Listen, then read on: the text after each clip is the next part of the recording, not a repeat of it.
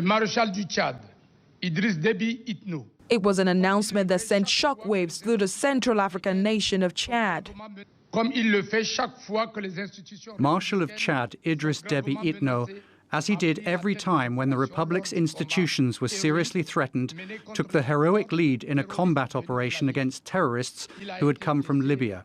He was injured in the engagement and died after being brought back to N'Djamena. Idriss Deby had been visiting security forces on the front lines of war against rebels, but what was meant to be a morale booster has left the Chadian army mourning its commander-in-chief. The military says he died from wounds sustained on the battlefield. A former military general turned rebel leader, Idriss Deby took power in a bloodless coup in 1990. He has remained in power, winning 5 elections and altering the constitution to extend presidential limits. The most recent, in 2018, increased presidential terms from 5 to 6 years and reinstated a 2-term limit, effectively allowing Deby to stay in power for another 12 years. He was set to extend his 3-decade rule after winning the highly controversial April 11 presidential election.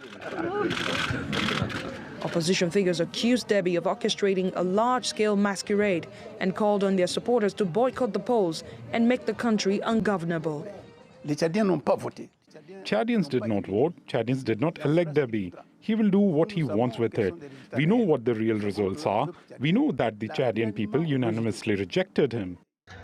Deby never took criticism lightly. With the help of Chad security forces, he ruthlessly cracked down on protesters and opposition candidates who opposed his political ambitions.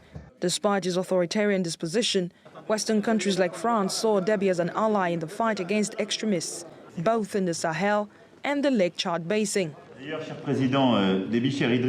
President Idriss Deby has already given a vivid token of his commitment with the launching of the battalion that will join the region of the 3 borders in a few days. It's a strong and courageous decision that I salute. It will strengthen the G5 Sahel Joint Force. The government and parliament have been dissolved, a curfew has been imposed, and the borders have been shut. A military council has been appointed to run the country for the next 18 months, led by Deby's 37-year-old son. Adeshewa Josh, TRT World.